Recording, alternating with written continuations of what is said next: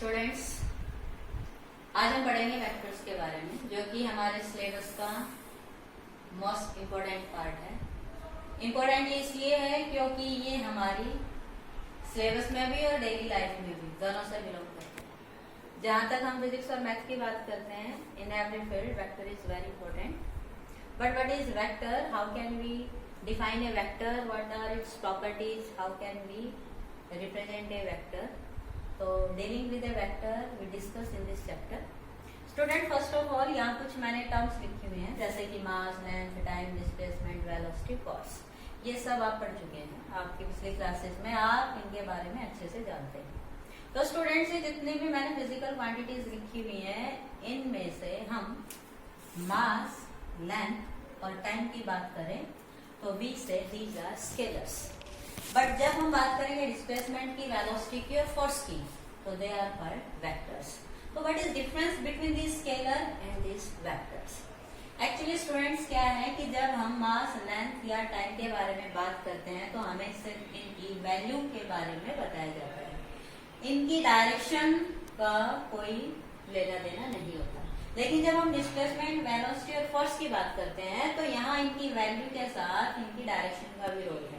Means जो physical quantity direction dependent होती है उन्हीं को हम क्या कहते हैं? वेक्टर्स।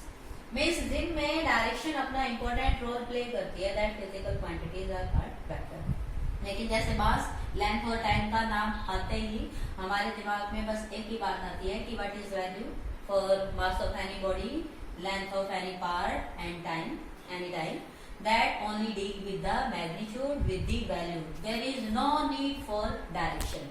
But जब displacement, velocity और force जैसे physical quantities की बात आती है तो हमारे दिमाग में बात आती है कि what is its value and in which direction it play.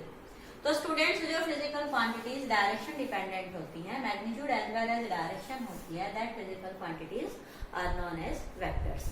अब वेक्टर्स और स्केलर में एक डिफरेंस तो हो गया डायरेक्शन का। अंडरस्टैंड कि जो डायरेक्शन डिपेंड करेंगे उन्हीं को हम क्या कहते हैं? वेक्टर। और जो डायरेक्शन पे डिपेंड नहीं करती, डायरेक्शन का कोई रोल नहीं होता उनको दिखाने के लिए, उन्हें हम क्या कहते हैं? स्केलर्स।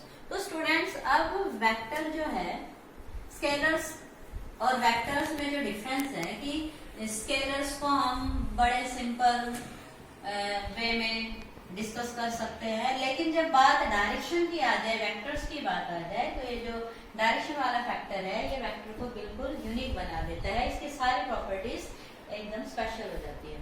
तो फर्स्ट ऑफ ऑल तो वेक्टर का रिप्रेजेंटेशन ही बड़ा स्पेशल होता है। तो फर्स्ट हम पढ़ेंगे रिप्रेजेंटेशन ऑफ ए वेक्टर। क्या है कि जब हम मास की बात करते हैं तो हम सिंपली मास को लिखते हैं m से, लेकिन हम जब किसी वेक्टर क्वांटिटी की बात करते हैं, लाइक डिस्प्लेसमेंट, तो डिस्प्लेसमेंट को हम किससे लिखेंगे? Like this. मीन्स हमारा जो डिस्प्लेसमेंट है उसका सिंबल होता है s। लेकिन ये वेक्टर है, तो ये वेक्टर है, इस यूनिक प्रॉपर्टी को हम जब रिप्रेजेंट करेंगे तो हम क्या कर देंगे? इसके ऊपर एक एरो साइन लगा देंगे।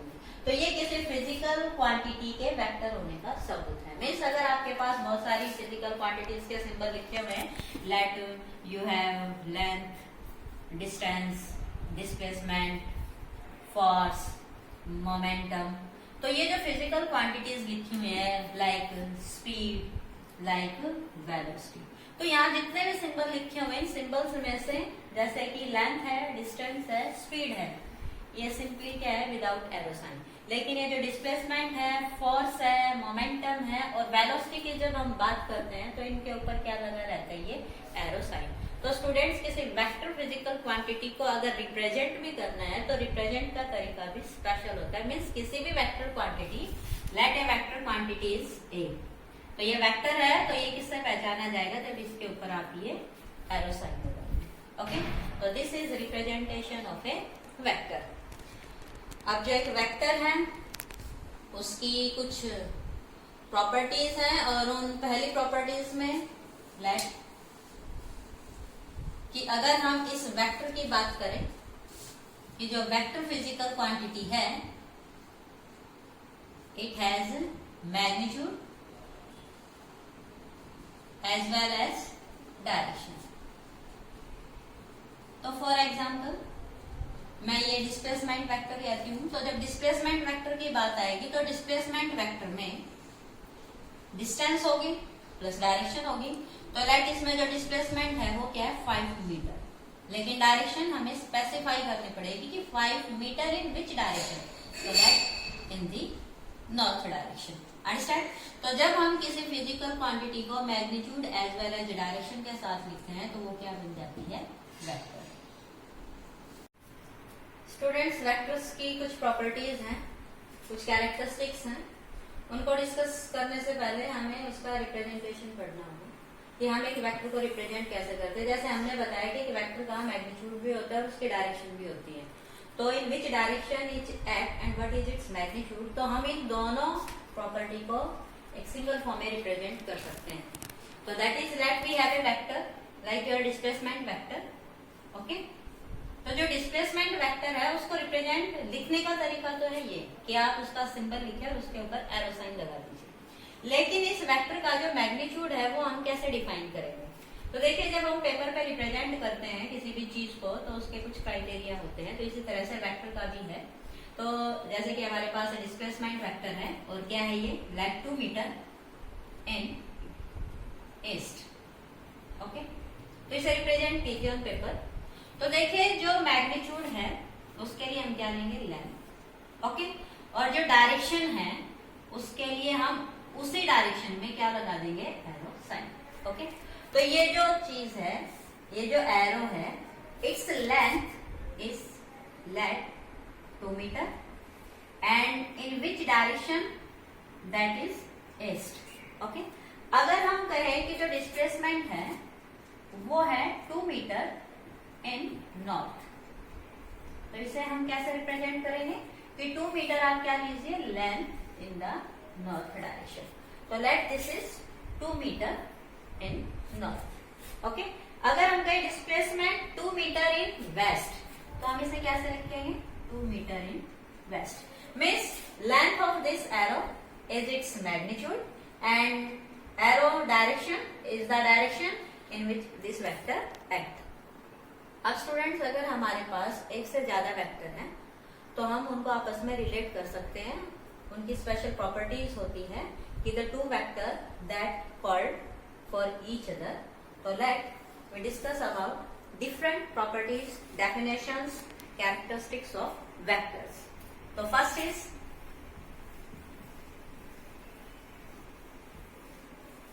Late we have two vectors, vector A and vector B। देखिए स्टूडेंट्स, देखने से पता चलता है कि इन दोनों की लेंथ सेम है और ये दोनों एक ही डायरेक्शन में एक्ट कर रहे हैं। तो when the two vectors of equal magnitude and act in the same direction, they are called equal vectors.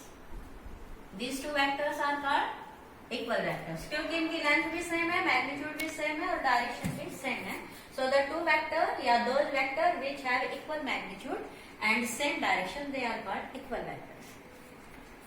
अब लेट एक वेक्टर है आपके पास A और दूसरा वेक्टर है आपके पास B। देखिए स्टूडेंट्स, देखने से लगता है कि ये दोनों की लेंथ सेम है, मीन्स दोनों का मैग्नीट्यूड क्या है, सेम, बट एक की डायरेक्शन दूसरे से क्या है, अपोजिट। तो जब हमारे पास दो वेक्टर्स की डायरेक्शन अपोजिट हो और मैग्नीट्यूड सेम हो तो उन्हें हम क्या कहते हैं, अपोजिट वेक्टर। क्या बोलते हैं, अपोजिट वेक्टर। क्या कि A is opposite of B, means दोनों का मैग्नीट्यूड सेम है लेकिन डायरेक्शन अपोजिट है। तो हम जब अपोजिट डायरेक्शन को यूज करते हैं तो यहाँ कौन सा साइन लगाते हैं, माइनस, कि A opposite to B means same magnitude but direction is opposite. Yeah, you can say negative vector. You can say it is a negative vector. You can write it negative vector. Okay? कि A is negative of B means both have same magnitude but opposite in direction. So you can say negative vector. Okay? जब magnitude same और direction opposite हो, they are called negative vectors, कि A is negative of B। या simply you can say इसका magnitude बिल्कुल same है लेकिन direction opposite है। तो मैं इस वेक्टर का अगर नेगेटिव लिखूंगी तो वो क्या हो जाएगा, माइनस का A, कि negative of this vector is written as this. Next is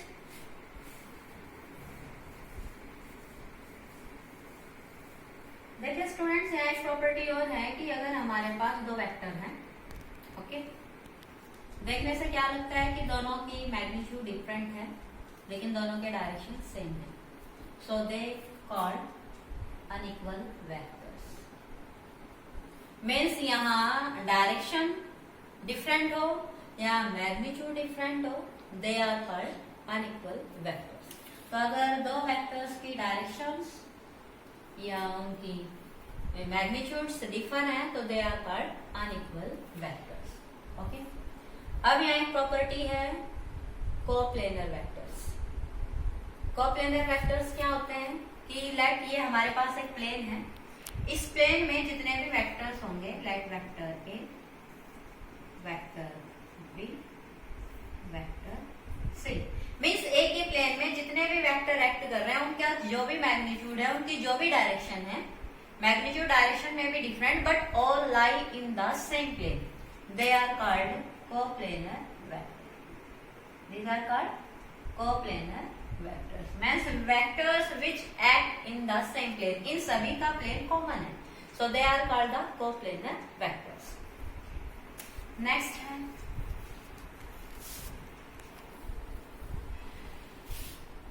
collinear vector. Mean students अगर हमारे पास कुछ वेक्टर्स ऐसे हैं, vector A, vector B, vector C, vector D, या इनके अलावा भी है कि एक ही लाइन में ना हो के एक दूसरे के क्या हो, parallel, okay, means may be parallel. तो the vectors which act along a same line या which are parallel to each other, they are called collinear vector. These are called collinear vectors. Okay, understand? अब ये जो vectors हैं इनके साथ एक property और है जिसे हम कहते हैं पैरेलल वेक्टर्स। इन्हें हम पैरेलल वेक्टर्स भी कह सकते हैं। मीन्स जो एक दूसरे के पैरेलल्स होते हैं, दे आर कॉल्ड कोलिनियर या पैरेलल वेक्टर्स। अंडरस्टैंड? स्टूडेंट्स अगर हमारे पास ए नंबर ऑफ वेक्टर्स हों और वो सब एक ही पॉइंट से इनिशिएट हैं, that this vector A has origin point O, another vector B having origin same O, another vector C having origin same. Means हमारे पास ए नंबर ऑफ वेक्टर्स है लेकिन सबका इनिशियल पॉइंट सेम है, सबका origin same है, तो हम इन सभी वेक्टर्स को एक नाम दे सकते हैं, that is called coinitial vector. They are called coinitial vectors. Understand? अब एक प्रॉपर्टी और है, अगर हमारे पास एक वेक्टर है उसका मैग्नीट्यूड है सिर्फ 1, तो एनी वेक्टर हैविंग मैग्नीट्यूड 1, अगर उसकी लेंथ सिर्फ 1 है तो it is called a unit vector. Means A vector is a unit vector if its magnitude is 1। और वेक्टर है तो कोई स्पेशल डायरेक्शन भी होगी लेकिन उसका मैग्नीट्यूड कितना होना चाहिए, 1। A vector of unit magnitude is known as a unit vector. अब एक है जीरो वेक्टर। जीरो वेक्टर, जो जीरो वेक्टर होता है उस जीरो वेक्टर को रिप्रेजेंट करने का तरीका होता है जिसको जीरो और ऊपर क्या लगा दीजिए, arrow sign. This is a zero vector. देखिए जो जीरो वेक्टर है, जैसे कि हमने कहा था यूनिट वेक्टर, यूनिट वेक्टर वो जिसका मैग्नीट्यूड कितना हो, 1। तो जीरो वेक्टर वो होगा जिसका मैग्नीट्यूड कितना होगा, 0। तो जीरो मैग्नीट्यूड का जो वेक्टर होता है that is called a zero vector. और इसकी जो डायरेक्शन है वो कोई भी हो सकती है, यानी arbitrary direction it can take place. So a unit vector and a zero vector. These are some definitions regarding vectors, different vectors. अब एक प्रॉपर्टी और है,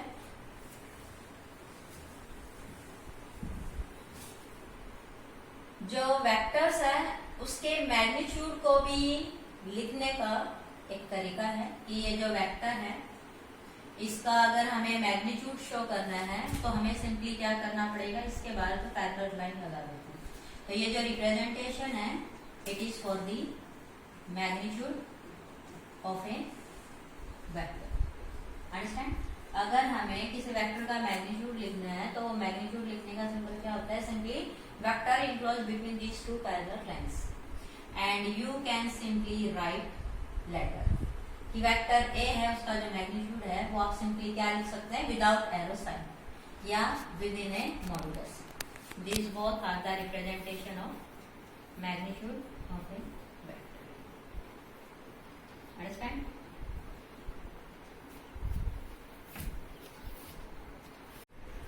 स्टूडेंट्स, अभी हम पढ़ेंगे angle between two vectors.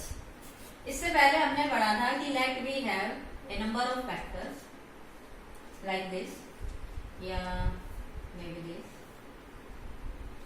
Okay, let we have two vectors like this, let we have two vectors like this.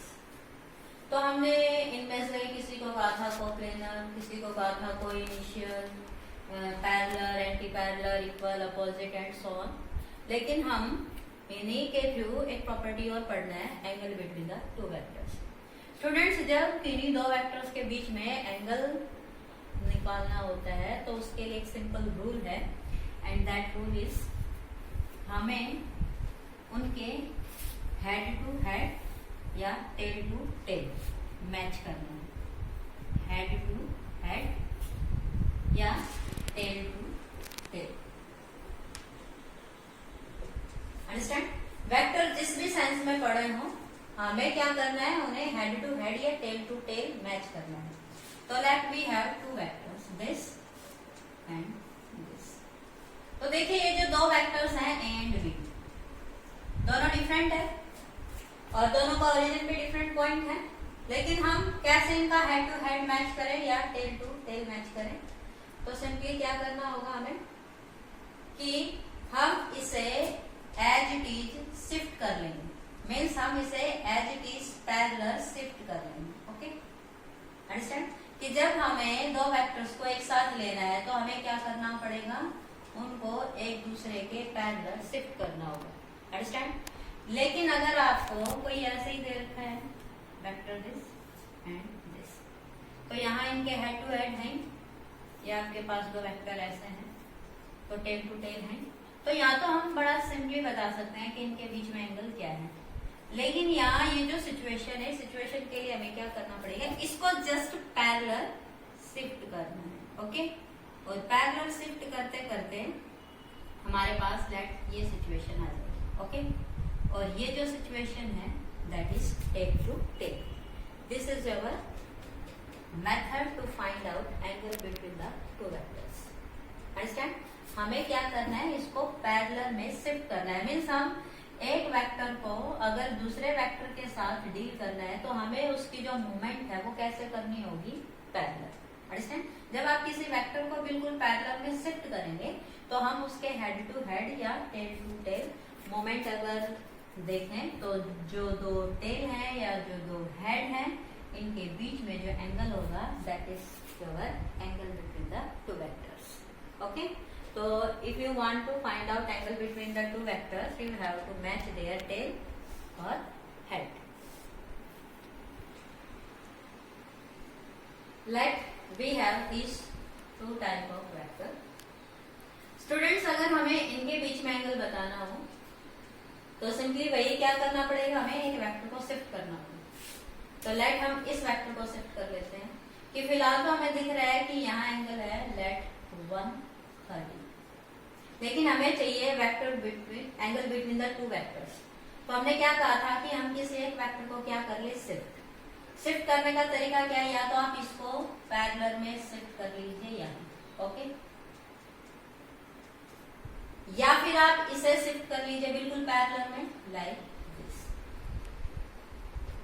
Okay, और ये जो अब शिफ्ट हो जाएगा let this is vector A and this is vector B.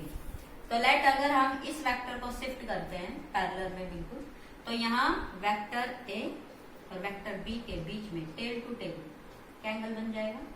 This is what same है कि अगर हमारे पास ये दो वेक्टर हैं ए एंड बी, हमें इनके बीच में एंगल बताना है तो सिंपली क्या करना है? हम या तो इस वेक्टर को शिफ्ट करें पैरेलल में यहाँ, या फिर आप इसी वेक्टर को शिफ्ट कर लीजिए बिल्कुल पैरेलल में यहाँ। तो अगर आप इस वेक्टर को शिफ्ट करते हैं पैरेलल में वेक्टर बी, तो students vector A and vector B के that this is 90 degree. Understand? या आप इसे शिफ्ट कर सकते थे same to same, angle between head to head is also 90 degree. अब स्टूडेंट्स ये तो बात है angle between the two vectors and that is find out by head to head या tail to tail, match head to head और tail to tell. Students अभी हम पढ़ेंगे एडिशन ऑफ टू वेक्टर्स।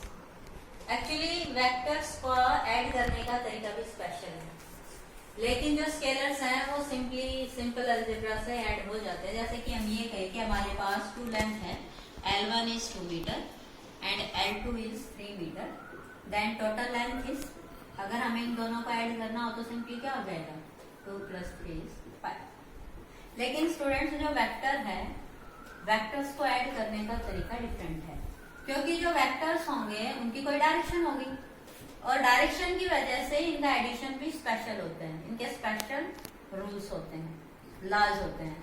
तो सिंपली जो तरीका है दो वेक्टर्स को ऐड करने का, हम पहले वो बात करते हैं। तो जब किसी दो वेक्टर्स को ऐड करना हो तो उन्हें ऐड करने का तरीका होता है टेल टू हेड।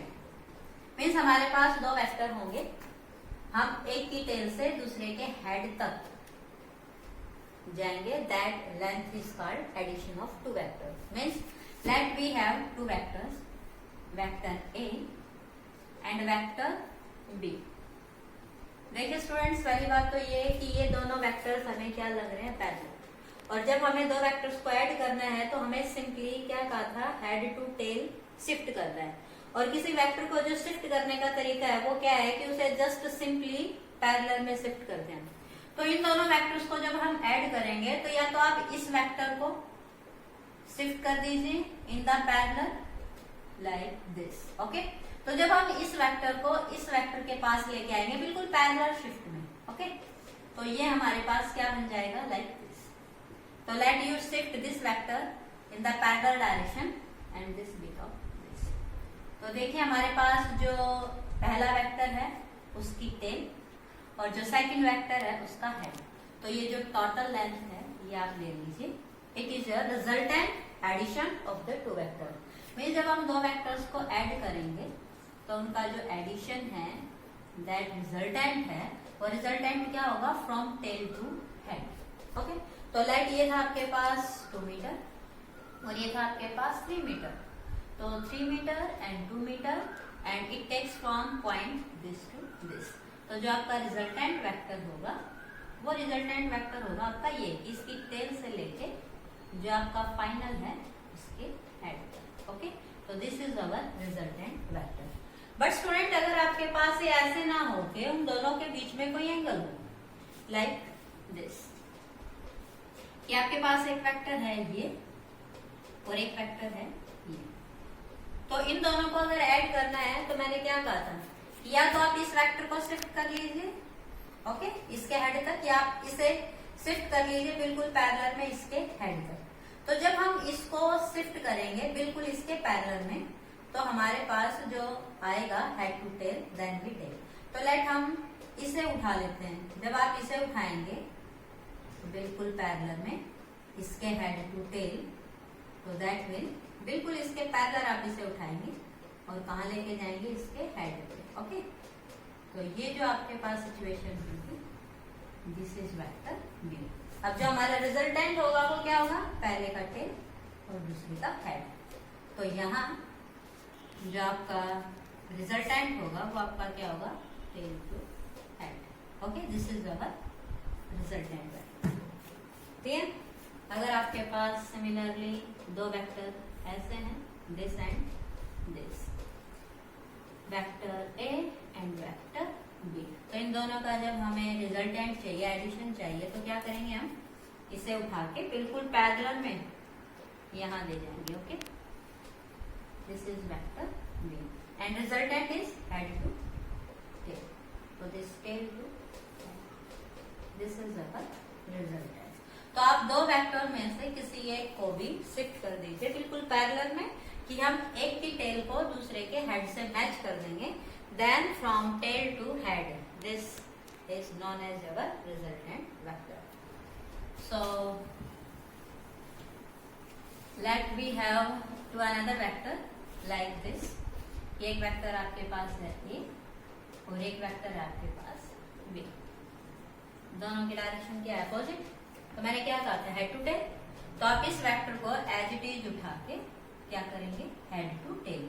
तो जब हम इसे उठाएं या इसे उठाएं, जिस किसी को भी आप उठाओगे, थोड़ा सा डिफरेंशिएट करने के लिए आप इसे थोड़ा बड़ा ले लीजिए. देखिए vector B and this is vector A. तो क्या कहा था कि हम एक वेक्टर को उठाएंगे और क्या करेंगे? उसको दूसरे के हेड से मैच कर देंगे. तो बिल्कुल पैरेलल में आप इसे शिफ्ट कीजिए और आप इसे इसके हेड से मैच कर दीजिए. तो जब आप इसको इसके हेड पे रखेंगे तो let this is our vector A. मैंने क्या कहा था कि पहले वेक्टर की टेल और दूसरे वेक्टर का हेड. तो ये जो आपके पास होगा यहां से लेके यहां तक, tail to head, this is our resultant vector. Okay. अब जो आपके पास रिजल्टेंट ऑफ टू वेक्टर है या एडिशन ऑफ टू वेक्टर है, it is simply by the tail to head combination. Understand? Okay students, अब हम वेक्टर्स की कुछ और इम्पोर्टेंट प्रॉपर्टीज के बारे में पढ़ेंगे. जैसे कि let we have two vectors A and B. अगर हम इन दोनों को ऐड करते हैं तो we have a resultant. Means हमने पहले ए को बी में ऐड किया. लेकिन स्टूडेंट्स, अगर आप बी वेक्टर में ए वेक्टर को ऐड करते हैं, अगर ये दो वेक्टर्स हैं और अगर आप इन्हें ऐड करते हैं तो A plus B equal to B plus A. This is called commutative property. Understand? अगर ये दोनों वेक्टर हैं तो A plus B is equal to B plus A. This is called commutative property. अब स्टूडेंट्स, अगर हम लिखें a माइनस बी और आप लिखना चाहो b माइनस ए, तो students these are not equal. Means a minus B minus A के इक्वल नहीं होता है. अगर a और b दो वेक्टर हैं, अगर आप a माइनस बी लेते हैं तो b माइनस ए माइनस बी के इक्वल नहीं होगा. क्यों? क्योंकि वेक्टर हैज डायरेक्शन. अंडरस्टैंड? और जब डायरेक्शन बदलती है तो वेक्टर का नेचर भी बदल जाता है. तो vector physical quantities have direction and if direction change then vector quantity also change. तो a minus B is not equal to b minus A. Students, हम एक वेक्टर को किसी इंटीजर से मल्टीप्लाई कर सकते हैं. Means A vector can be multiply by N integer. तो जब हम किसी वेक्टर को किसी नंबर से मल्टीप्लाई करते हैं तो उस वेक्टर का मैग्नीट्यूड इंक्रीज हो जाता है, बट उसकी डायरेक्शन वही रहती है जो वेक्टर ए की थी. तो अगर मैं किसी वेक्टर को किसी नंबर से मल्टीप्लाई करती हूँ तो जाहिर सी बात है कि नया वेक्टर आ जाएगा. Let it is vector R. Okay. लेकिन ये जो वेक्टर आर है इसका मैग्नीट्यूड ए का क्या हो जाएगा? n time. लेकिन इसकी जो डायरेक्शन होगी वो वही होगी जो वेक्टर ए की है. स्टूडेंट, हम किसी वेक्टर को किसी इंटीजर से डिवाइड भी कर सकते हैं. Understand? A vector can be divided by a integer. Means अगर आप ऐसा करते हैं तो वेक्टर का मैग्नीट्यूड चेंज होगा, डायरेक्शन वही रहेगी. मीन्स मल्टीप्लाई करते हैं तो मैग्नीट्यूड बढ़ जाता है, डिवाइड करते हैं तो मैग्नीट्यूड घट जाता है, लेकिन उसकी डायरेक्शन वही रहेगी जो इनिशियल वेक्टर की थी. स्टूडेंट, हम सिमिलर वेक्टर्स को ऐड कर सकते हैं, सिमिलर वेक्टर्स को सब्ट्रैक्ट कर सकते हैं, लेकिन हम डिफरेंट वेक्टर्स को ना ऐड कर सकते ना सब्ट्रैक्ट कर सकते. मीन्स हम वेलोसिटी में वेलोसिटी को ही ऐड कर सकते हैं, ना कि एक्सेलरेशन. ओके. हम फोर्स में फोर्स वेक्टर को ही ऐड कर सकते हैं, फोर्स में मोमेंटम को नहीं. Means two vectors can be added or subtracted. Understand? So let we have vector velocity, then you can add it to velocity. और velocity को अगर आप ऐड करते हैं तो नया वेक्टर भी क्या बनेगा? velocity. Understand? अगर आप फोर्स ले रहे हैं तो आप फोर्स में फोर्स ही ऐड कर सकते हैं और नया वेक्टर भी क्या बनेगा? फोर्स. Understand? तो सिमिलर क्वांटिटीज ही ऐड और सब्ट्रैक्ट हो सकती है. ना कि हम वेलोसिटी में फोर्स को ऐड करेंगे या फोर्स में वेलोसिटी को ऐड करेंगे, नहीं। दो सिमिलर वेक्टर ऐड और सब्ट्रैक्ट हो सकते हैं, अंडरस्टैंड स्टूडेंट्स। दो डिफरेंट वेक्टर्स ऐड नहीं हो सकते, लेकिन दो डिफरेंट वेक्टर्स मल्टीप्लाई हो सकते हैं। जैसे कि हमने पढ़ा है वर्क डन, और वर्क डन में क्या होता है, फोर्स इनटू डिस्प्लेसमेंट, अंडरस्टैंड। तो हम दो वेक्टर्स को क्या कर सकते हैं, मल्टीप्लाई। दो डिफरेंट वेक्टर्स को जब आप मल्टीप्लाई करेंगे तो जो नई फिजिकल क्वांटिटी आएगी वो इन दोनों से क्या होगी, डिफरेंट। अब स्टूडेंट्स जब हम दो वेक्टर्स को मल्टीप्लाई करते हैं या दो वेक्टर्स को हम ऐड करते हैं, दो वेक्टर्स को हम सब्ट्रैक्ट करते हैं, तो स्टूडेंट्स जैसे कि मैंने कहा वेलोसिटी में आप वेलोसिटी ऐड करेंगे तो नया वेक्टर क्या आएगा, वेलोसिटी। फोर्स में आप फोर्स को ऐड करेंगे तो नया क्या आएगा, वही force. Means velocity plus velocity क्या देगा, वेलोसिटी। फोर्स प्लस फोर्स क्या देंगे, रिजल्टेंट फोर्स। लेकिन जब हम दो डिफरेंट वेक्टर्स को मल्टीप्लाई करते हैं तो उनकी मल्टीप्लीकेशन से जो नई क्वांटिटी आएगी वो क्या होगी, इन दोनों से डिफरेंट। जैसे force is a vector, displacement is a vector, और दोनों वेक्टर जब मल्टीप्लाई होते हैं तो हमारे पास जो नई क्वांटिटी आई है it is a work. Work is different from force and displacement. अब स्टूडेंट्स जब दो वेक्टर्स को मल्टीप्लाई किया जाता है तो मल्टीप्लाई करने का भी तरीका दो तरह से, हम दो वेक्टर्स को दो तरीके से मल्टीप्लाई कर सकते हैं। स्टूडेंट्स अगर हमारे पास दो वेक्टर्स हैं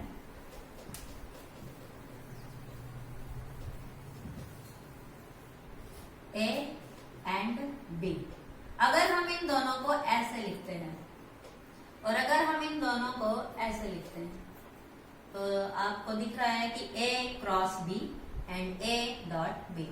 स्टूडेंट्स ये दोनों कहने को प्रोडक्ट हैं, वेक्टर विद वेक्टर, लेकिन जब हम इनका रिजल्टेंट निकालते हैं तो अगर A और B वेक्टर्स हैं और अगर आपने इनकी क्रॉस प्रोडक्ट की है तो जो नया वेक्टर आएगा, नई क्वांटिटी आएगी, वो क्या होगा, एक वेक्टर।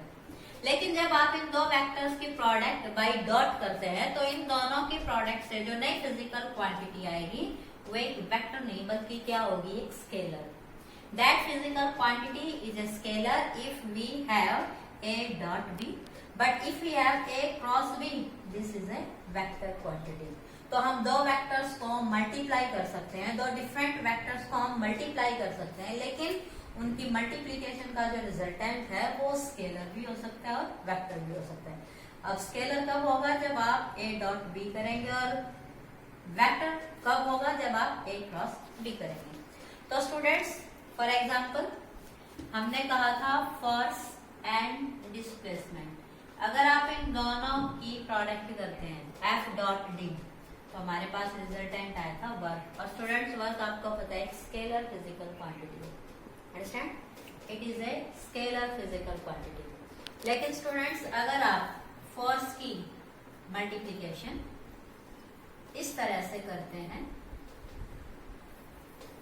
लाइक दिस, अगर आप इसकी मल्टीप्लिकेशन ऐसे करते हैं तो आपके पास जो आएगा वो फिजिकल क्वांटिटी होता है टॉर्क, और ये होता है vector, understand.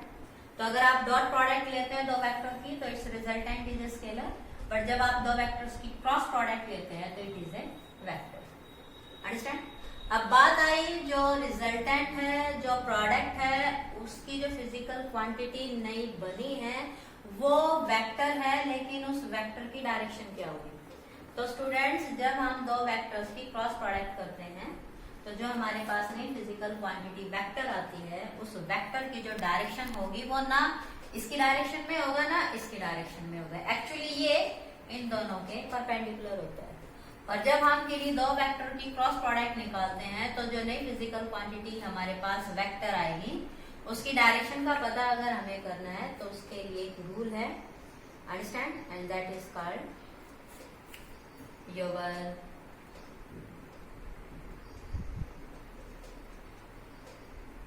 perpendicular to each other. Let force act along x-axis, then this act along y-axis, then direction of torque will be along z-axis.